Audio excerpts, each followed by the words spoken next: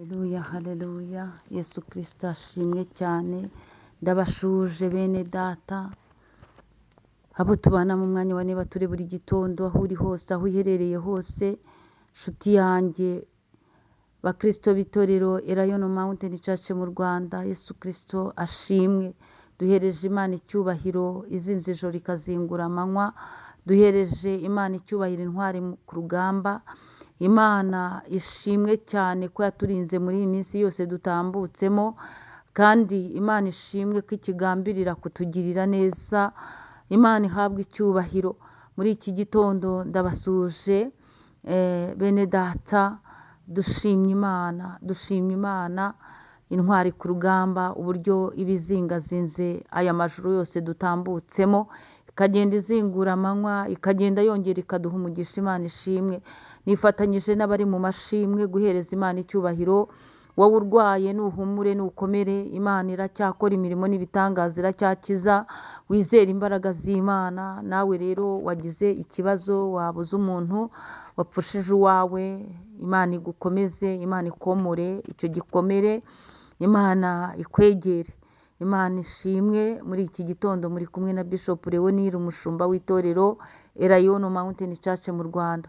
Tubanje Imana turi muri teme yacu igira iti Imana niyo mugira neza dufite yonyine, kandi dukomeje kuba mu minsi 40 dufite teme igira iti garuka ushime Imana ku by'Imana yakoze byose.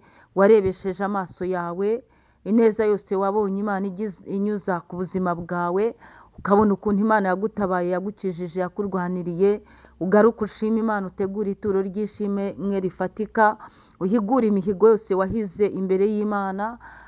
Iki ni igihe cyawe cyo kongera gutekereza ku by'Imana yakoze, ukiherera mu mutima wawe ukavuga uti nanjye ngiye gushima Imana. Imana ishimwe cyane.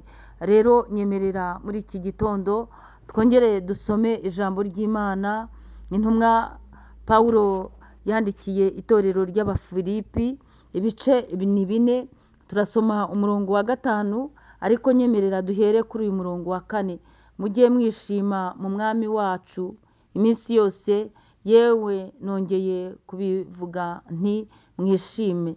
5, ineza yanyu imenywe n'abantu bose, umwami wacu ari bugufi. Imana nishimwe cyane.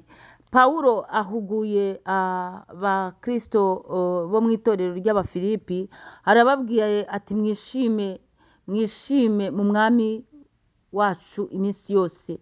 Aravuga ngo yewe nongeye kubivuga nti mwishime.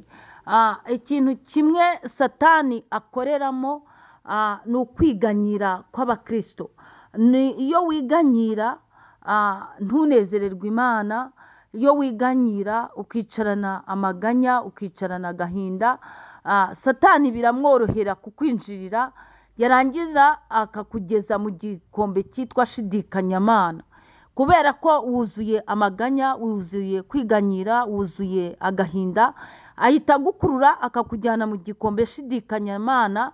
Akenshi umukristo ugeze mu gikombe shidikanyamana agwayo, arakamuka akagwayo, ugasanga ahirakayutse, ugasanga aracyavuga ngo yewe iby'Imana nabonye birya abarambije, reka da nabonye nabonye ibyayo ntabimenya.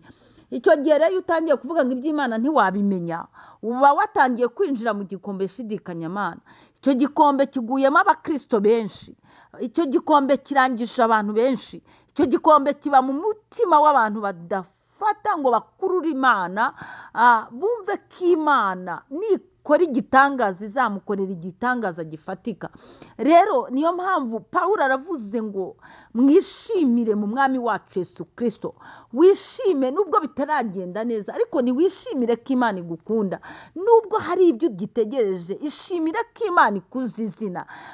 Nubwo rwose bakugaya bagunyuza hirya no hino, mbese uri kuzunguzwa, umeze nk'igiti kizunguzwa n'umuyaga, ibigeragezo birakuzunguje cyane, ariko wishimire muri Yesu Kristo ko yanesheje. Imana nishimwe. Pawulo aravuze ngo rero nongeye kubabwira ngo mwishimire mu mwami Yesu Kristo. Nanjye wowe tubana muri nibature, ndakubwiye ngo uko situation imeze kose wishime, kuko dufite Imana. dufite imana ishobora byose. Imana niyo mugira neza dufite. Imana niyo mugira neza yagutabara. Imana niyo mugira neza yakurengera. Imana niyo mugira neza yarangiza ibyo bibazo. Imana niyo mugira neza yahosha ibimeze nk'inyanja, nk'umuraba mu nyanja. Imana niyo mugira neza dufite. Imana ishimwe. Ni ukuri ndakubwiye ngo wishimire yuko Yesu Kristo akuzi izina. Wishimire ko Yesu Kristo yakubambiwe. Wishimire ko Yesu Kristo azagutabara. Wishimire ko Yesu Kristo afite autorite, afite ijambo rya nyuma ku buzima bwawe. Wishimire ko Yesu Kristo yategetse guhumbya no guhumbura intambara ziba zicecetse. Pawulo abibwiye Abafilipi, nanjye ndabikubwiye, wishimire mu mwami Yesu Kristo. Hanyuma 5 ngo ineze yanyu imenywe n'abantu bose. Kugira neza kwawe ntikugire umupaka, ntikugarukire ku bana bawe wumve ko ari bo bonyine ugaburira, ahubwo nubona n'undi muntu ushonje umugaburire. Ngo ineza yanyu imenywe n'abantu bose. Kuvuga neza bimenywe n'abantu bose. Guca bugufi kumenywe n'abantu bose. Ineza yanyu imenywe n'abantu bose. Wigirira neza abantu urobanuye ku butoni. Ineza yanyu imenywe n'abantu bose. Ineza yawe imenywe n'abantu bose. Pawulo niko ahuguye, nanjye niko nkubwiye muri iki gitondo. Niryo jambo nahaswe n'umwuka wera w'Imana. Ineza yawe imenywe n'abantu bose. Umwami wacu ari bugufi. Imana ishimwe. Ineza yawe imenywa n'abangahe?